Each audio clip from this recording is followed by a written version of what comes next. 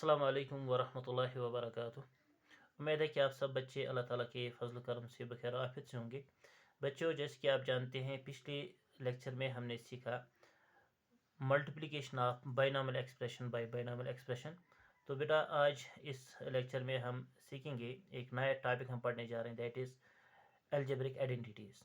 तो इस टॉपिक के हवाले से एक तो हम सीखेंगे आइडेंटिटी हम किसको कहते हैं, और दूसरा हम देखेंगे इसमें how to differentiate identity and equation, और तीसरा जो इसमें इंपॉर्टेंट चीज़ हम पढ़ने जा रहे हैं that is standard algebraic identities and their derivation. तो आइए बेटा स्टार्ट करते हैं।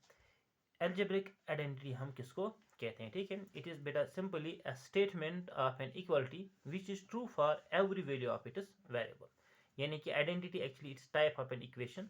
ये इक्वेशन होती है जो किसी भी वैल्यू पर सेटिस्फाई होती है, यानी ट्रू होती है। जो भी आप इसमें वैल्यू डालेंगे ये सेटिस्फाई होगा, यानी कि इसका जो LHS और RHS बराबर आ जाएगा।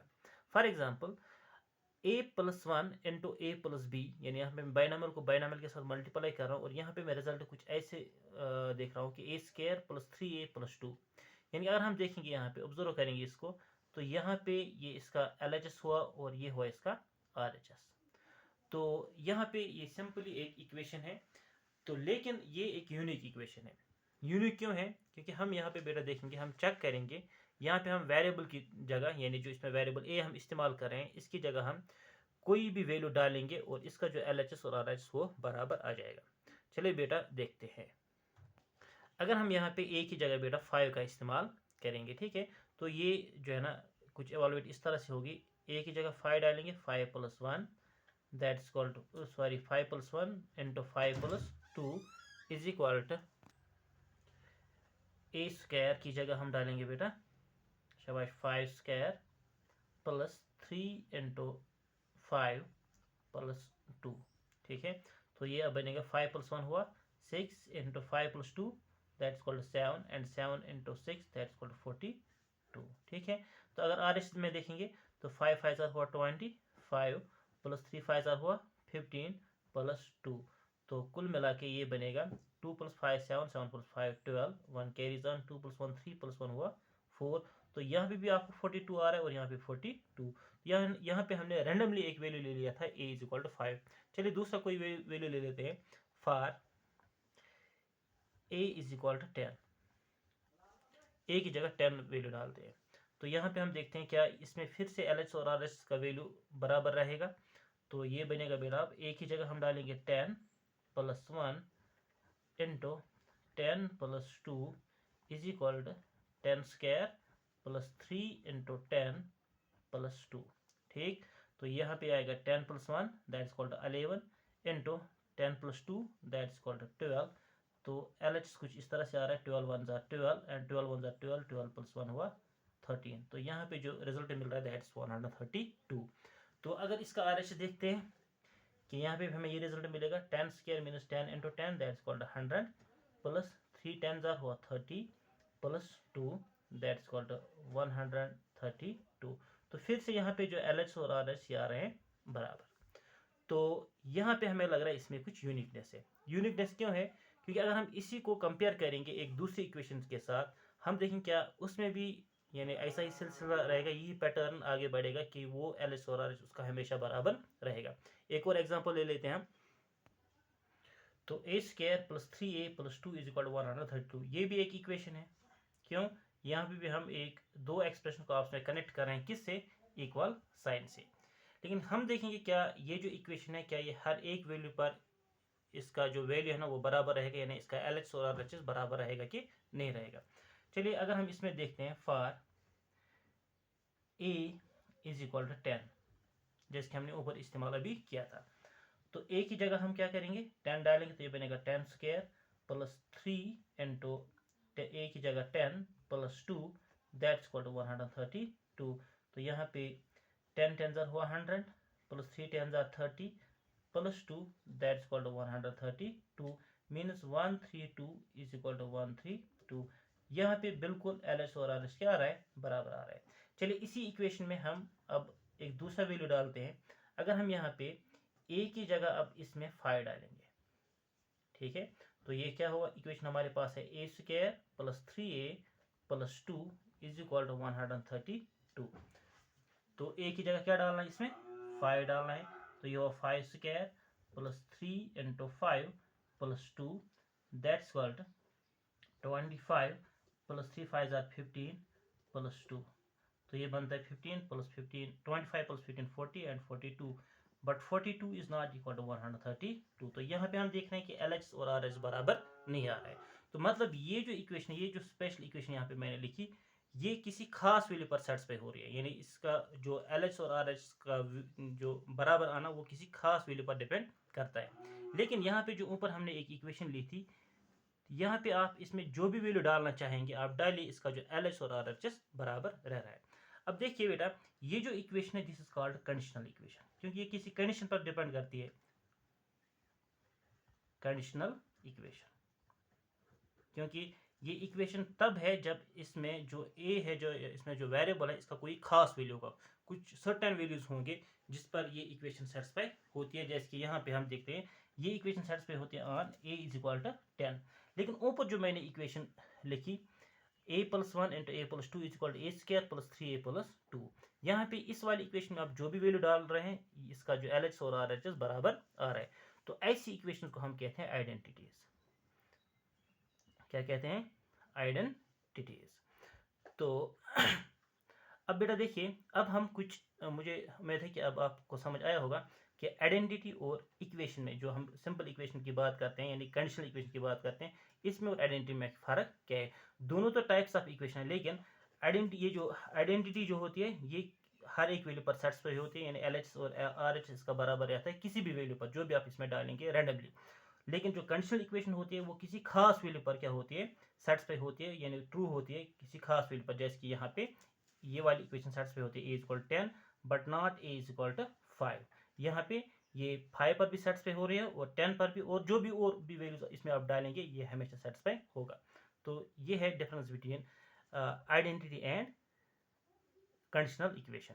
ठीक है बेटा, तो चलिए अब हम पढ़ेंगे कुछ स्टैंडर्ड अलजेब्रिक आइडेंटिटीज और उनकी डेरिवेशन भी सीखेंगे साथ साथ।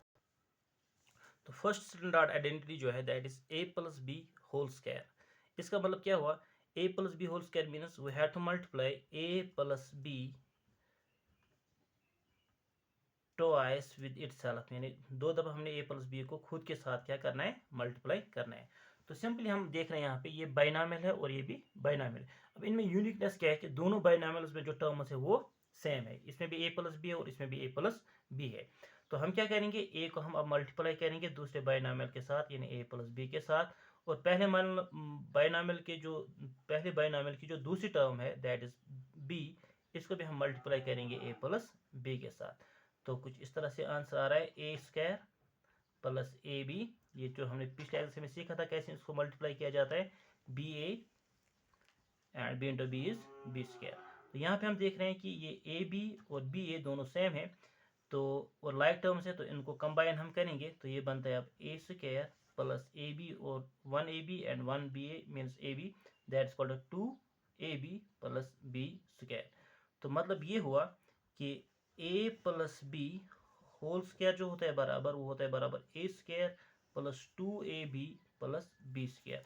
ये यहाँ पे एक ऐसी स्पेशल इक्वेशन बनती है जो किसी भी वैल्यू पर क्या होगी, सेटिस्फाई होगी। मतलब इसको हम स्पेशली अब कहेंगे ये फर्स्ट स्टैंडर्ड अलजेब्रिक आइडेंटिटी है। चलो इसको हम वेरीफाई करते हैं कुछ वैल्यूज लेके, क्या ये हकीकत में आइडेंटिटी है कि नहीं है।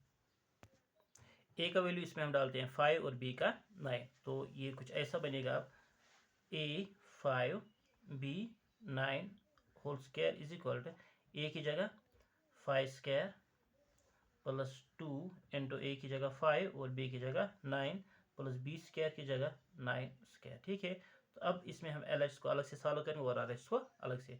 तो 9 प्लस 5 कितना हुआ, 14 स्क्वायर, तो मतलब हुआ 14 इंटू 14 दैट्स इक्वल टू 196। ठीक है, तो अब RS को देखते हैं, 5 स्क्वायर हुआ 25 प्लस 2 5 जार 10 10 9 जार हुआ 90 प्लस 9 जार हुआ 81। तो कुल मिला के ये बनता है बेटा 1 प्लस 5 हुआ 6, देन 8 प्लस 9 17 17 और 2 हुआ 19, तो ये भी आ रहा है 196। तो इसमें LHS और RHS क्या आ रहा है, बराबर आ रहा है। रैंडमली हमने वैल्यूज ले लिए थे, तो ये पहली स्टैंडर्ड आइडेंटिटी है। ठीक है, तो चलिए अब दूसरी करते हैं जल्दी जल्दी। That is a minus B whole square equals to a minus B into a minus B. तो इसको जब हम सॉल्व करेंगे क्या बनेगा, a into a minus B into a minus B, यानी कि इस a को मल्टीप्लाई इन दोनों के साथ, इस माइनस बी को भी मल्टीप्लाई इन दोनों के साथ। तो ये क्या बन रहा है, a square minus A B minus B A minus minus plus B into B square. तो अगेन यहाँ पे हमें बीच की जो दो टर्म्स मिलते हैं ये लाइक है, तो ये हुआ ए स्क्वायर, अच्छा 1ab एंड 1ab हुआ 2ab। तो क्योंकि दोनों नेगेटिव है तो इसलिए नेगेटिव इसके साथ साइन आ जाएगा 2ab प्लस बी स्क्वायर। तो ये हमारा रिजल्ट आ गया। मतलब जनरली हम लिखेंगे कि a minus B whole square जो होता है ये होता है बराबर A square minus 2ab plus B square. तो बेटा यहाँ पे मैं आपके लिए छोड़ रहा हूँ कि आप इसकी वेरिफिकेशन खुद करेंगे by taking some different numbers. तो आइए तीसरी आइडेंटिटी देखते हैं। तीसरी क्या है, दैट इज बेटा ए square A minus B into A plus B. तो अगर हम इसको सॉल्व करेंगे, अगर यहाँ पे आप देखेंगे भी जो वहाँ पे पहले आइडेंटिटी थी that is A plus B whole square, तो यहाँ पे A plus B into A plus B आया था।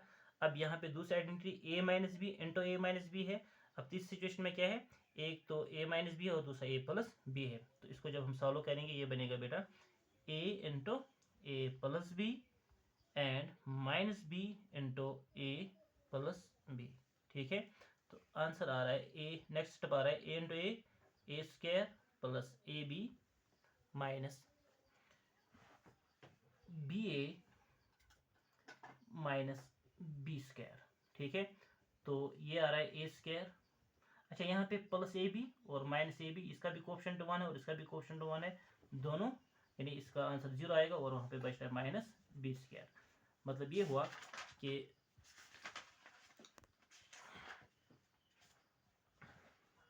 देयरफॉर जो A square minus A plus B that is called A square minus B square, ये हमारी तीसरी आइडेंटिटी है। तो चलिए इसको वेरीफाई करते हैं। फॉर एग्जांपल अगर हम ए की जगह इसमें 10 ले लेते हैं और बी की जगह इसमें 7 ले लेते हैं, तो ये क्या बनेगा 10 minus 7 into 10 plus 7 is equal to 10 square minus B 7 square. तो ये हुआ 10 minus 7 that is equal to 3 and 10 plus 7 that is equal to 17। तो 17 into 3 that is equal to 51। तो आर एच में 10 10s are 100 minus 7 7s are 49। तो 100 से 49 काटिए तो वहाँ पे बचेगा 51। तो यहाँ पे भी एल एस और आर एस क्या आ रहा है, बराबर आ रहा है। तो ये है तीसरी आइडेंटिटी बेटा। तो अब हम इन आइडेंटिटीज को बेटा इस्तेमाल करेंगे मल्टीप्लिकेशन में, यानी खासकर जो बाइनॉमियल तो बाइनॉमियल है उन क्वेश्चन में हम इनको इस्तेमाल करेंगे, ताकि जो हमारा मल्टीप्लिकेशन होगा वो और ज़्यादा इजी होगा। जो हम वहाँ पे यानी वो जो लंबा चौड़ा मेथड कर बहुत सारे स्टेप्स करते थे हम, तो यहाँ पे हम इन शॉर्ट अब हम कुछ यूनिक क्वेश्चंस को सॉल्व करेंगे with help of these examples. ठीक है, तो वो हम बेटा करेंगे अब नेक्स्ट क्लास में। ठीक है, तो फिलहाल के लिए आप इन आइडेंटिटीज को प्रैक्टिस करें अच्छे से, इनको याद करने की कोशिश करें आप, और साथ साथ इनकी वेरिफिकेशन भी आप करेंगे। ठीक है, होप आपको ये समझ आया होगा। तो अब मिलते हैं अगली वीडियो में, तब तक के लिए फ़ी अमानिल्लाह।